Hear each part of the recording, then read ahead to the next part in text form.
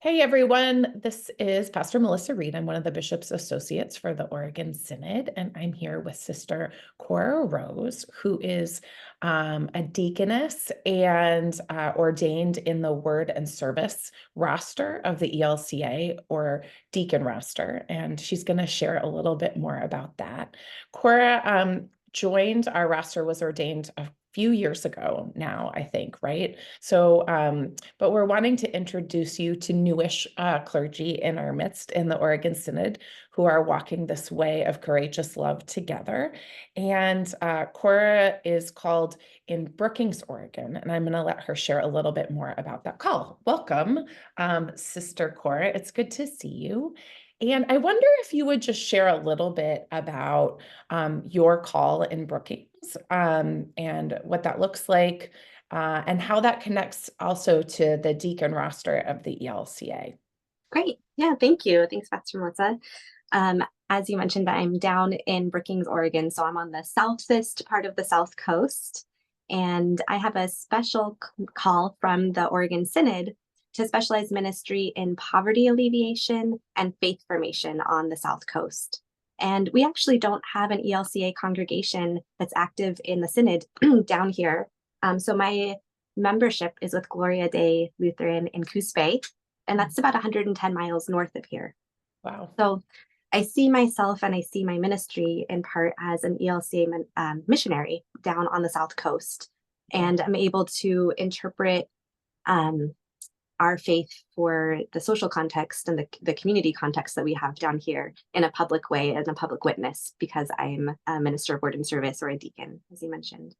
Yeah. And in my work with the poverty alleviation aspect of my ministry, I have the great fortune of being in full communion partnership with our full communion partner, the Episcopal Church. And the Diocese of Western Oregon has donated the space that we're in right now in kind to me in my ministry. So I'm in a small little office in the basement of a church in Brookings, St. Timothy Episcopal Church, that provides me access to phone and internet, this office space, use of the copiers, and the ability to meet with people who need a helping hand in a legal setting.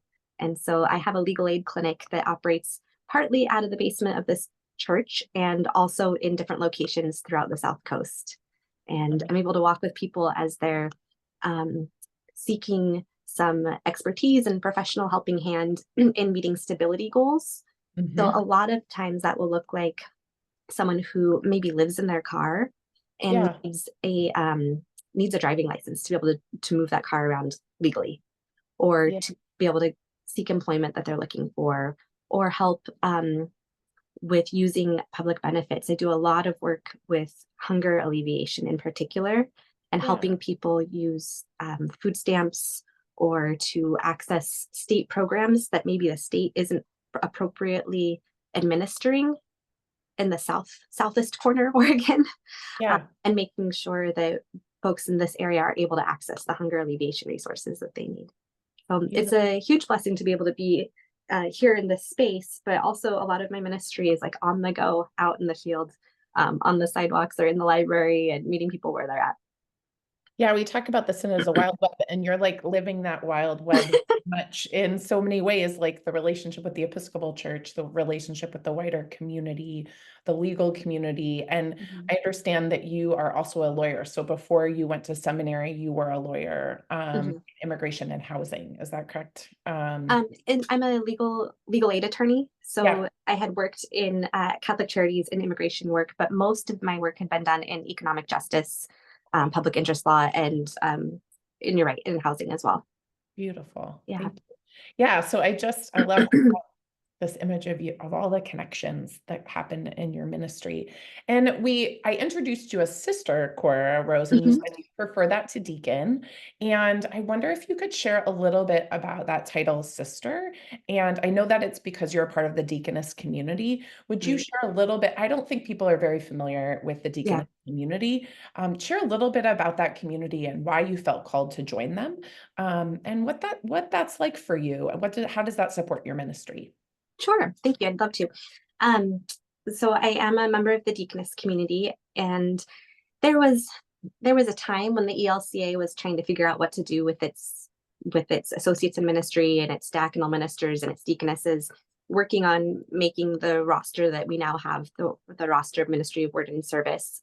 And that's a long history of why it was confusing and why there were mergers, but partially it's because of how the ELCA came about from merging the various predecessor denominations. Yeah. And so depending on where you grew up in the country, you might be really familiar with deaconesses, or you may have never seen one. Yep. They're like, I think there is no deaconess in the whole state of California, and there's like a ton in Pennsylvania, right? So it just depends where you are. Yeah. This year, the Deaconess community of the ELCA, which is an independent institution of the ELCA, like our seminaries are, Mhm.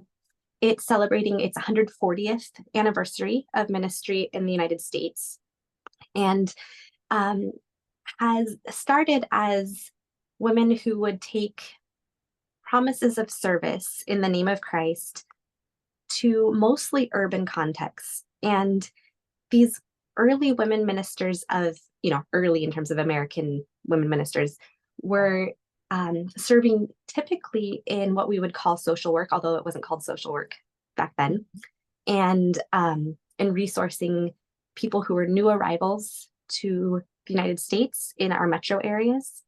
Yeah. Oftentimes taking care of Lutheran immigrants or other immigrants who are new arrivals to the country, and also doing a lot of nursing. So there were hospitals and ambulances and clinics that were founded.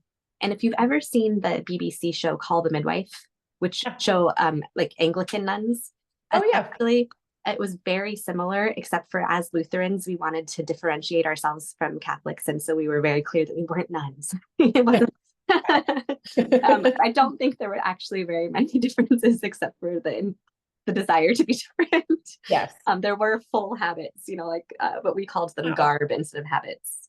Okay. And so women mostly involved in social work and welcoming new refugees and new arrivals to the United States, and nursing. And those service ministries have over time grown. I think there initially was a lot of teaching, and there were schools and then moving into like foster homes, group homes, children and youth and family ministry. And there are still sisters who are involved in environmental ministry. What became Lutheran Social Services oftentimes was originally staffed by deaconesses. No So way. I different worked ways. for LSS Oh, before I went to seminary. I So love that. I'm learning lineage of my Yeah, own. Yeah. exactly. So lots of women who served for just a period of time. Some Yeah. would take like a pledge of service for a year or 5 years. Some Yeah. sisters would pledge for life.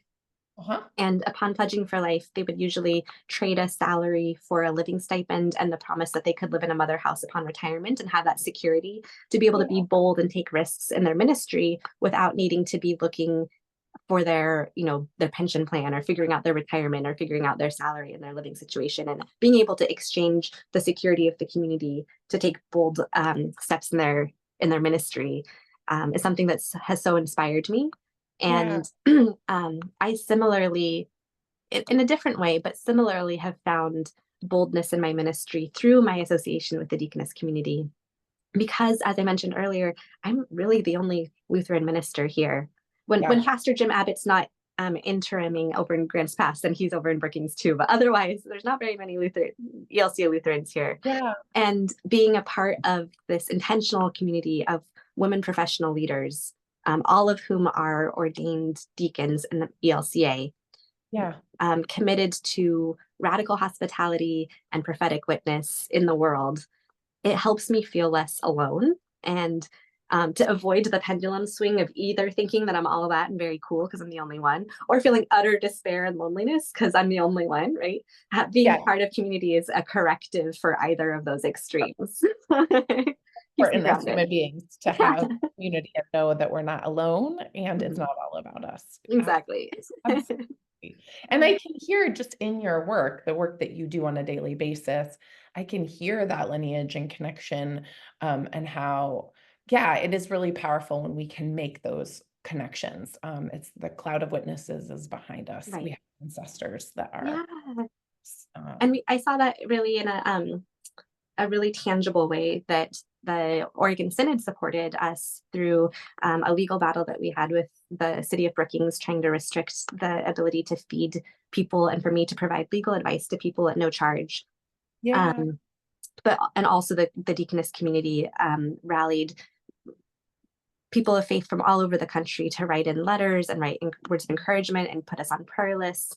And we had just cards flowing in, and a particularly lovely sister, Katie, organized people from the Poor People's Campaign to send us a prayer of protest every day for a month when we were in the midst of the legal battle. And so that community has been not just in the abstract, but really tangibly supportive. Yeah. Incarnating Mhm. God's love alongside. I love knowing all of that. Some of that was new to me. And so I'm really grateful because it makes me it grows my heart to know that you're not alone down there and supported so well beyond through the deaconess community and the synod, and also locally, like with our ecumenical friends, but also it's so good to just learn. This church is way bigger than it can become narrow, and Right. it's good to be reminded that we are more than ourselves, or even who we see on a daily basis. So thank you so much. And then my last question, I'm curious for you, uh, Sister Cora, how do you, I mean, you said yes to God's call in your life, in ongoing, but then also in your ordination. And I'm curious though, how does God meet you on a daily basis? What are some of the ways that you kind of most intimately and powerfully experience God on a daily basis? Hmm. I love that question. Um, well, the first thing that comes to mind is in the witness of my clients to me. And I know that in ministry, we don't usually like to talk about, ministering to people, we minister with people. And it's sometimes that dynamic is a little funny when it's a lawyer client relationship that's also um, administered and governed by the Oregon State Bar. Right? Yes. So that's why I say my clients. But Yeah. and their witness and ministry to me, I often get glimpses of the divine that I am surprised by, or um, I am taught even in a half sentence phrase something profoundly Mm. um, profoundly upsetting of the status quo, perhaps in a way that I also feel ministered to by Jesus, always turning power dynamics upside down, conventional wisdom on its head. And I find that God surprises me often through the ministry and the witness of my clients. And then um, I'm very fed by corporate singing, which is funny if you've ever had the opportunity or the misfortune to sit next to me at in a church service, I because I love have a lot of enthusiasm and very little talent. I'm not one of those Lutherans who like can sing 4-part harmony.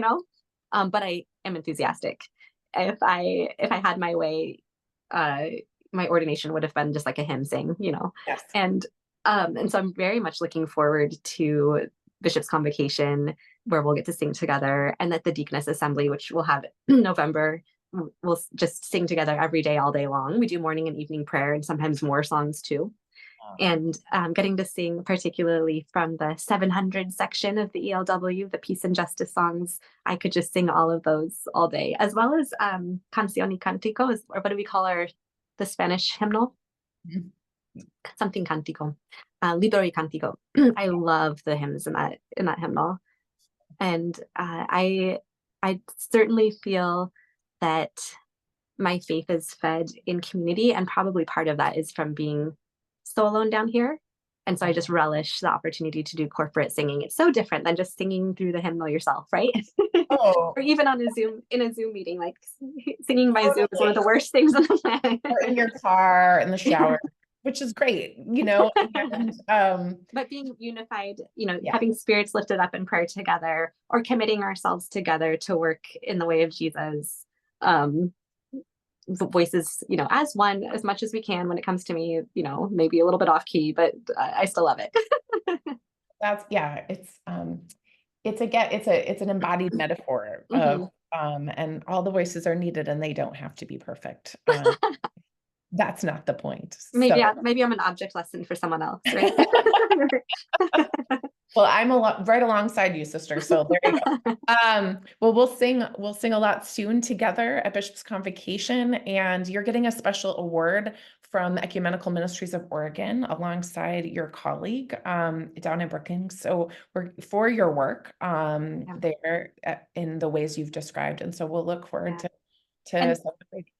I'll be accepting that on behalf of all of the volunteers working for humanitarian relief down in Brookings, particularly in the aftermath of last year's fires and with the ongoing crisis of poverty in our really under-resourced county. So I'll be the one standing up and getting the receiving, the certificate or whatever it is, but I'll be doing it on behalf of everyone who pitches in together here because it's truly a community effort to meet the needs of our neighbors. Amen. Thank you so much, Sister Cora. It's so good to introduce you to the Oregon Synod. Thank you for this opportunity. It's delightful to spend some time with you, and I'll see you soon.